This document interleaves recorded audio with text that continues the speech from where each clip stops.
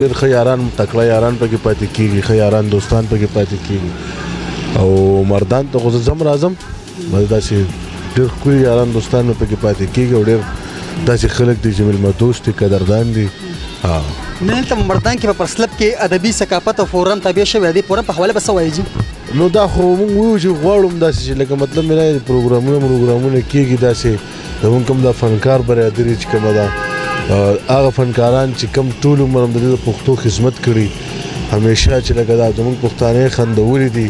او د هغې انټرټینمنټ یې کړی دی نو زم چې په کار ده چې کېږي مخکې سره روان دي ډرامې فلمونه سم را روان دي زموږ خو د خیر انشاءالله د 25 له